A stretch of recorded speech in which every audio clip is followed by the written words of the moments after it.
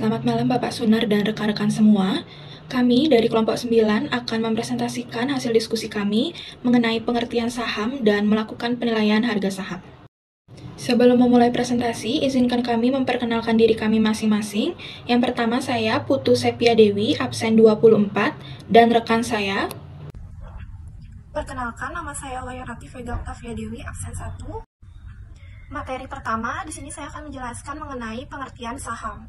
Saham merupakan salah satu jenis investasi yang menjanjikan keuntungan bagi investor. Saham yang diperoleh melalui pembelian atau dengan cara lain memberikan hak kepada pemegang saham atas dividen dan yang lain sesuai dengan investasi yang ada pada perusahaan tersebut. Saham adalah satuan nilai atau pembukuan dalam berbagai instrumen finansial yang mengacu pada bagian kepemilikan sebuah perusahaan. Saham dapat didefinisikan sebagai tanda penyertaan atau kepemilikan seseorang atau badan usaha dalam suatu perusahaan atau perseroan terbatas. Menurut Weston dan Copeland 1998, masyarakat permodalan itu dapat dikategorikan sebagai investor dan spekulator. Investor di sini adalah masyarakat yang membeli saham untuk memiliki perusahaan dengan harapan mendapatkan dividen dan capital gain dalam jangka panjang. Sedangkan spekulator adalah masyarakat yang membeli saham untuk segera kembali bila situasi kurs dianggap paling menguntungkan. Materi selanjutnya yaitu mengenai tentang jenis-jenis saham. Ditinjau dari segi kemampuan dalam hak tagih atau klaim, maka saham dibedakan menjadi dua, yaitu saham biasa dan saham preferen. Yang pertama yaitu saham biasa. Saham biasa adalah saham yang menempatkan pemiliknya paling akhir terhadap klaim. Pemegang saham biasa akan mendapatkan keuntungan apabila perusahaan memperoleh laba. Pemegang saham biasa mendapatkan prioritas paling akhir dalam pembagian keuntungan dividen dan penjualan aset perusahaan apabila terjadi likuidasi. Yang kedua yaitu saham preferen. Saham preferen merupakan gabungan antara obligasi dan saham biasa. Artinya di samping memiliki karakteristik seperti obligasi, juga memiliki karakteristik seperti saham biasa. Karakteristik obligasi misalnya, saham preferen memberikan hasil yang tetap seperti bunga obligasi. Saham preferen biasanya memberikan pilihan tertentu atas pembagian dividen. Ada pembeli saham preferen yang menghendaki penerimaan dividen yang besarnya tetap setiap tahun. Ada pula yang menghendaki untuk didahulukan dalam pembagian dividen dan lain sebagainya. Memiliki karakteristik seperti saham biasa, sebab tidak selamanya saham preferen bisa memberikan penghasilan seperti yang dikehendaki oleh pemegangnya. Selanjutnya, jenis saham yang ditinjau dari cara peralihan saham dapat dibagi sebagai berikut. Yang pertama yaitu saham atas unjuk. Saham atas unjuk pada saham tersebut tidak tertulis nama pemilik. Saham ini sangat mudah dipindahtangankan atau dialihkan ke kepemilikan seperti uang sehingga memiliki likuiditas yang lebih tinggi. Yang kedua yaitu saham atas nama. Saham atas nama merupakan saham yang ditulis dengan jelas siapa nama pemiliknya dan peralihannya melalui prosedur tertentu. Selanjutnya, jenis-jenis saham ditinjau dari kinerja perdagangan saham dapat dibagi menjadi sebagai berikut. Yang pertama yaitu saham unggulan.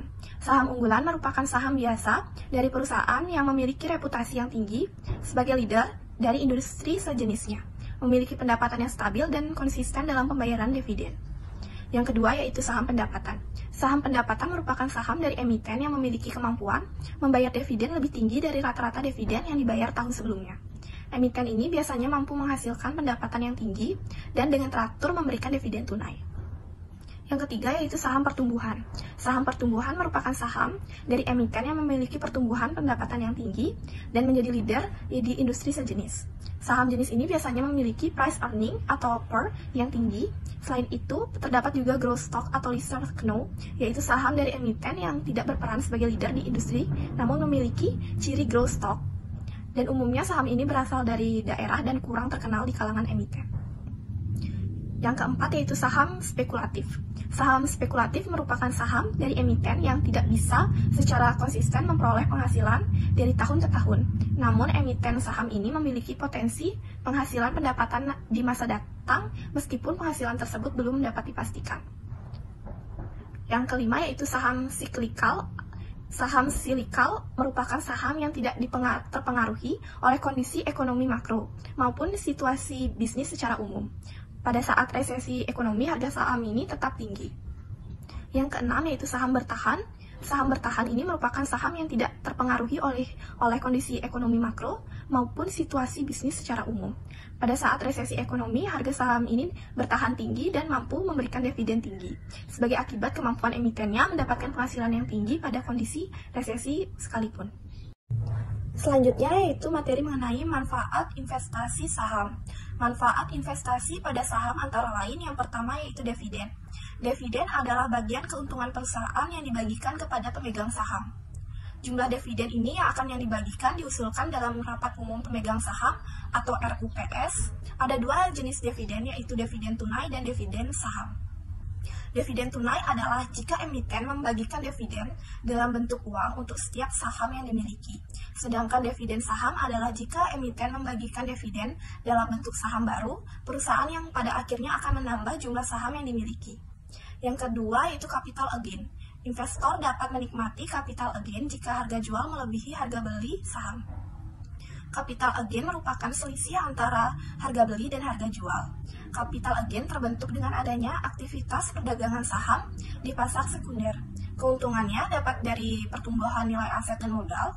Selisih harga beli saham dan harga jualnya itu yang disebut dengan capital gain. Selisih itulah keuntungan yaitu capital gain. Materi selanjutnya yaitu mengenai risiko investasi saham. Risiko investasi saham antara lain yang pertama, tidak ada pembagian dividen.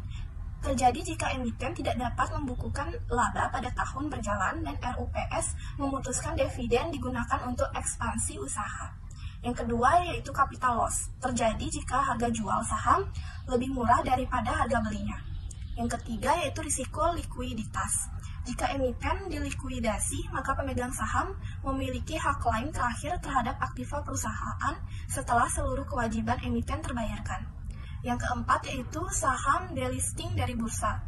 Terjadi jika karena beberapa alasan tertentu, saham dapat dihapus pencatatannya atau delisting di bursa, sehingga pada akhirnya saham tersebut tidak dapat diperdagangkan. Materi selanjutnya mengenai penilaian harga saham. Harga saham adalah sejumlah uang tunai yang digunakan untuk mendapatkan verifikasi, pertimbangan, dan tanggung jawab untuk organisasi. Harga saham berfluktuasi dalam bentuk kenaikan atau penurunan pasar sekunder dan aktivitas perdagangan. Penawaran atau permintaan saham berpengaruh pada harga saham. Tinjauan aktivitas perdagangan saham menggunakan berbagai istilah untuk menggambarkan harga saham termasuk yang pertama, harga sebelumnya yang membandingkan harga saat ini dan penutupan hari sebelumnya. Yang kedua, biaya buka atau pembukaan menunjukkan nilai waktu awal selama rapat pertama pertukaran dibuka. Yang ketiga, harga tinggi atau tertinggi menunjukkan harga tertinggi saham selama hari perdagangan. Yang keempat yaitu harga rendah atau terendah yang menunjukkan harga saham terendah dari hari itu. Yang kelima yaitu harga terakhir yang menampilkan harga terakhir saham. Keenam yaitu perubahan. Perubahan menunjukkan perbedaan antara harga awal dan harga akhir. Yang ketujuh yaitu harga penutupan saham yang juga dikenal sebagai harga penutupan. Baik, materi selanjutnya masih mengenai harga saham. Harga saham dapat dibagi menjadi tiga. Yang pertama yaitu harga nominal. Harga nominal adalah harga pada label yang ditetapkan emiten sebagai dasar penilaian terhadap lembar saham. Yang kedua ada harga perdana. Harga perdana merupakan harga pada waktu saham tercatat di bursa efek untuk menjual dan membeli saham perdana atau sering disebut dengan IPO atau Initial Public Offering. Dan yang terakhir ada harga pasar. Harga pasar ditentukan oleh setiap pemodal. Harga ini sering muncul setelah saham tercatat di bursa efek. Selanjutnya mengenai penilaian saham. Penilaian saham diperlukan sebagai pertimbangan investor dalam memandang layaknya suatu investasi. Menurut Tenda Lilin 2010 menyatakan bahwa agar keputusan investasinya tepat atau menghasilkan return seperti yang diharapkan, maka investor perlu melakukan penilaian saham terlebih dahulu terhadap saham-saham yang akan dipilihnya. Menurut Tenda Lilin 2010 juga, dalam penilaian harga saham dikenal adanya 3 jenis nilai yang berhubungan dengan saham, di mana yang pertama yaitu nilai nominal atau intrinsik. Nilai nominal yaitu nilai per lembar saham yang berkaitan dengan hukum, dan merupakan modal per lembar saham yang harus ditahan perusahaan untuk proteksi kepada kreditur yang tidak dapat diambil oleh pemegang saham. Yang kedua ada nilai buku. Nilai buku yaitu nilai aset yang tersisa setelah dikurangi kewajiban perusahaan jika dibagikan. Nilai buku menunjukkan aktiva bersih per lembar saham yang dimiliki oleh pemegang saham. Dan yang terakhir yaitu nilai pasar. Nilai pasar merupakan nilai yang terbentuk akibat mekanisme pasar, yakni akibat proses penawaran dan permintaan terhadap suatu saham tertentu. Selanjutnya, tujuan penilaian saham secara umum dijelaskan oleh Sunaria 2006 bahwa tujuan analisis investasi merupakan hal yang mendasar untuk diketahui para pemodal. Mengingat tanpa analisis yang baik dan rasional, para pemodal akan mengalami kerugian. Penilaian saham investor perlu menganalisis saham terlebih dahulu sebelum melakukan keputusan investasi agar dapat menghitung tingkat resiko dan tingkat pengembalian atas saham yang dinilai sehingga mempermudah keputusan investasi. Selanjutnya, teknik penilaian saham. Pendekatan yang paling banyak digunakan untuk menilai harga suatu saham adalah pendekatan tradisional. Untuk menganalisis saham dengan pendekatan tradisional ini digunakan dua analisis, di mana yang pertama yaitu analisis teknikal. Analisis teknikal mendasarkan diri pada pola-pola pergerakan harga saham dari waktu ke waktu. Menurut Tenda Lilin 2010, analisis teknikal adalah suatu teknik untuk memprediksi arah pergerakan harga saham dan indikator pasar saham lainnya berdasarkan pada data pasar historis seperti informasi harga dan juga volume. Selanjutnya yang kedua yaitu analisis fundamental. Analisis fundamental mencoba memperkirakan harga saham di masa yang akan datang dengan mengestimasi nilai faktor-faktor fundamental yang mempengaruhi harga saham di masa yang akan datang dan menerapkan hubungan variabel tersebut sehingga diperoleh taksiran harga saham. Terdapat dua pendekatan fundamental yang umumnya digunakan dalam melakukan penilaian saham. Yang pertama yaitu pendekatan nilai sekarang. Dalam pendekatan nilai sekarang, nilai suatu saham diestimasikan dengan cara mengkapitalisasi pendapatan. Nilai sekarang suatu saham adalah sama dengan nilai sekarang dari arus kas di masa mendatang yang investor harapkan diterima dari investasi saham tersebut. Dan yang kedua yaitu pendekatan price earning ratio. Pendekatan yang paling populer untuk mengestimasi nilai intrinsik saham adalah dengan menggunakan pendekatan price earning ratio. Dalam pendekatan ini atau yang disebut juga dengan pendekatan multiplier, investor akan menghitung berapa kali nilai earning yang tercermin dalam suatu saham. Adapun rumus untuk menghitung price earning ratio yaitu dengan membagi harga saham dibagi dengan earning per lembar saham. Di samping itu, price earning ratio juga merupakan ukuran harga relatif dari sebuah saham perusahaan. Selanjutnya dapat dihitung dengan rumus rasio pembayaran dividen dibagi dengan tingkat return yang diisyaratkan dikurang tingkat pertumbuhan dividen yang diharapkan.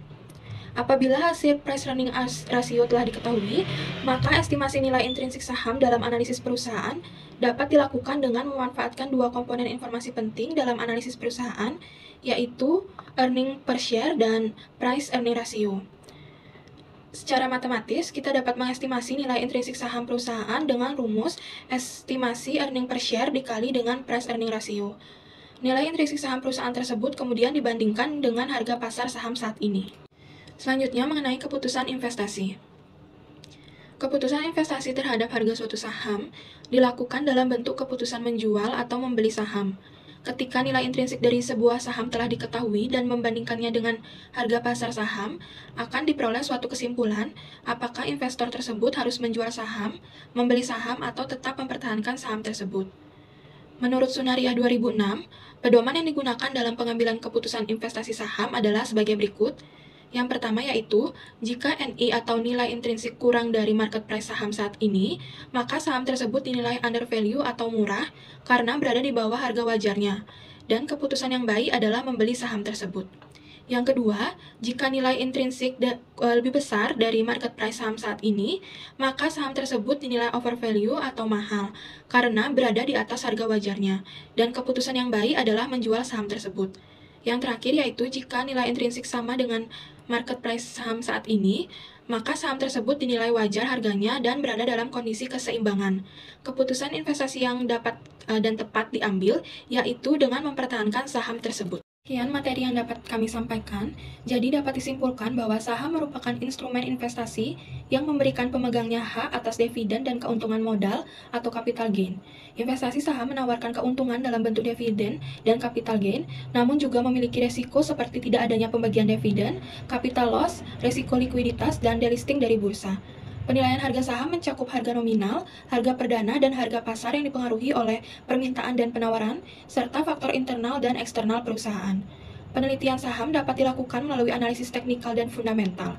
Tujuan utamanya adalah untuk menentukan nilai wajar saham agar investor dapat mengambil keputusan investasi yang tepat.